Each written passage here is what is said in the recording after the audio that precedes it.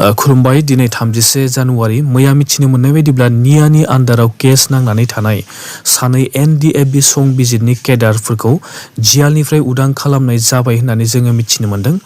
बिसोरनि मुङा जाबाय बिष्णु नार्जारी, बिथांखौ एन बेरेमा होननानैबो मिथिनाय जायो। एन बेरेमा बिथाङा सनितपुर जिल्लानि ढेकियाजुलियाव थानाय बाथासिपुर गामिनि।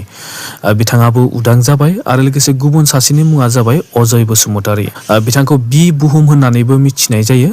बिथाङा बिश्वनाथ जिल्लायाव थानाय दालिगाव गामिनि। बिथांमोना नियानि केस नांनानै दङमोन। बिथांमोना नियाजों थैनायनि साजा मोनदोंमोन, नाथाय बिथांमोनखौ उदां जाबाय होननानै जोङो मिथिनो मोनदों। अजय बसुमतारी बिथाङा एनडिएफबि संबिजिरनि कमान्डिं अफिसारमोन आरो बिष्णु नार्जारी बिथाङा एनडिएफबि संबिजिरनि 9 मेम्बार हिट स्क्वाडनि लिडारमोन। बिथांमोनखौ सनितपुर जिल्लानि हाथिजुलियाव जानाय जाथायखौ लानानै थैनायनि आरो लोगोसे थैजासिम जियाल जानायनि साजा होनाय जादोंमोन, मानोना बिथांमोना मोनसे सावताल गामियाव हाबनानै गलि गावहैदोंमोन, जायनि जाहोनाव 6 जन सावताल सुबुंफोरा जायगायावनो थैनो गोनां जादोंमोन। बेनि थाखाय गासै 4 एनडिएफबि संबिजिरनि केडारफोरा साजा मोनदोंमोन। बिसोरनि मुङा जाबाय अजय बसुमतारी, बिष्णु नार्जारी, सान्जु बरदलै। सान्जु बरदलै बिथाङा एनडिएफबि संबिजिरनि एसिस्टेन्ट अर्गेनाइजिं सेक्रेटारिमोन आरो नितुल दैमारी बिथाङा NDFB संबिजिरनि deputy commanding अफिसारमोन। Nitul Daimary आरो सान्जु बरदलै बिथांमोना थैजासिम जियाल जानायनि साजा मोनदों आरो लोगोसे मैया गनाय सानै एनडिएफबि केडार अजय बसुमतारी आरो बिष्णु नार्जारी बिथांमोना थैनायनि साजा मोनदोंमोन। बिथांमोना उदां जाबाय, नाथाय नितुल दैमारी आरो लोगोसे सान्जु बरदलै बिथांमोननि खौरांखौ दासिमबो मिथिनाय जाथ'वाखै।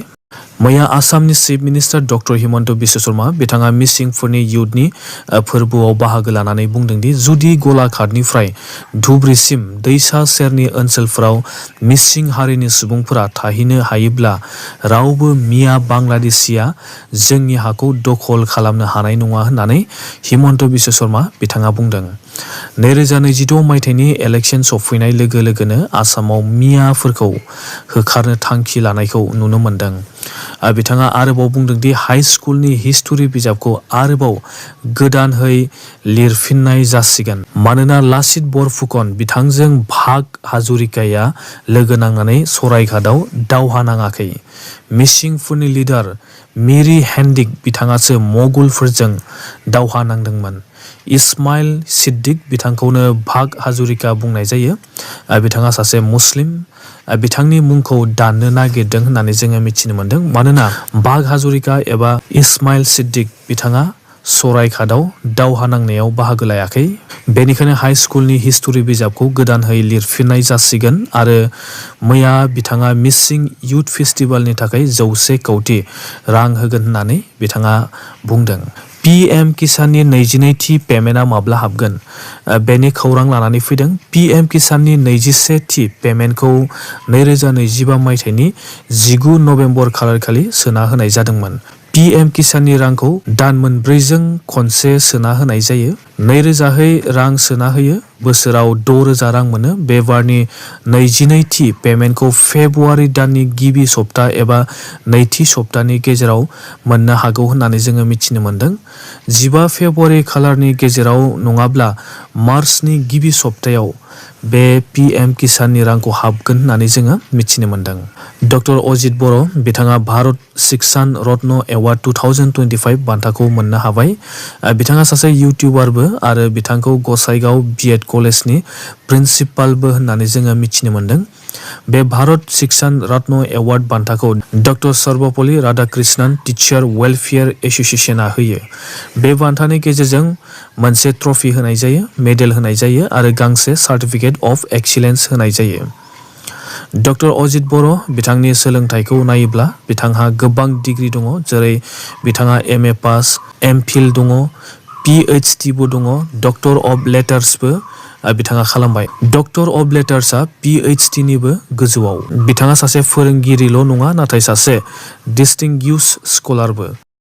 हिमन्त बिश्व शर्मा बिथाङा एसआरनि गेजेरजों आसामनि 5 लाख मियाफोरनि मुंखौ दाननाय जागोन होननानै बुंगासिनो दङ आरो बुंदोंदि जेब्ला मियाफोरखौ खैफोदाव गोग्लैहोगोन अब्लासो बिसोर साननो हमगोन आरो गिनानै आसामखौ नागारगोन होननानै हिमन्त बिश्व शर्मा बिथाङा बुंदों। बेनिखायनो बिसोरखौ जेसेबां हायो दुखु दाहा होनो नांगौ होननानै हिमन्त बिश्व शर्मा बिथाङा बुंदों।